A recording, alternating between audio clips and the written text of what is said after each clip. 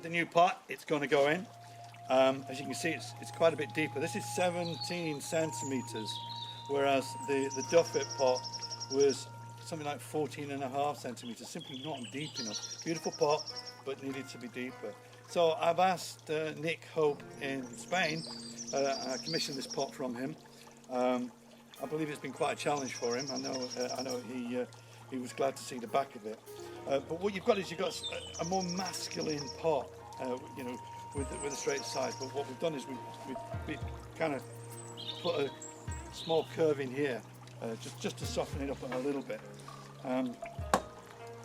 Quite a substantial pot, very heavy, and there are 9 holes in the base which have been prepared with mesh, and it's a great pot. I'm hoping it'll give it really good stability.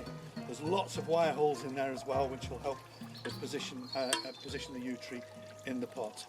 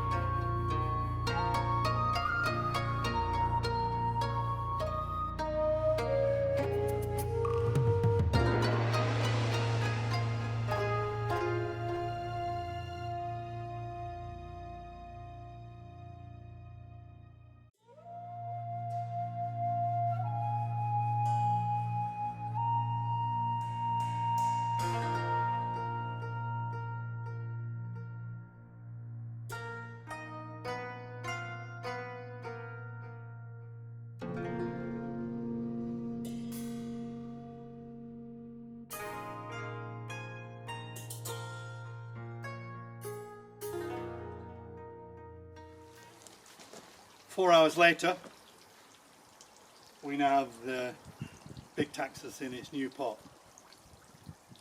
And if you notice, we've actually rotated the tree about 8 to 10 degrees clockwise in the pot. That's really to compress the tree more and to throw the deadwood, which is on the far side there, towards the back and bring this tension slightly forward, really compacting the tree.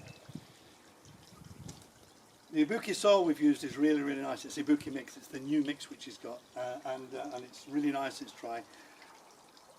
We always sieve our soil. It comes pre-sieved, which means there's very, very little waste. But we always tend to sieve anyway. So when we've actually put the water through this, you would notice on the earlier part of the video a lot of the dust coming out. It's inevitable when soil is travelling across continents that, you know, the particles rub together. So we always tend to just, you know, give it a light sieving as well when it gets here. So this tree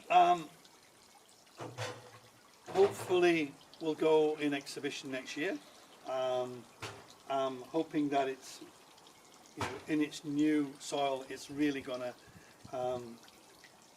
thrive, develop, fill out a bit more. Because you can see the top of the tree is really quite well developed.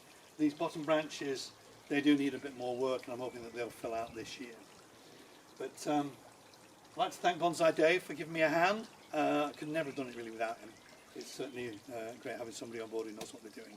So thank you, Dave, and thanks for watching the video.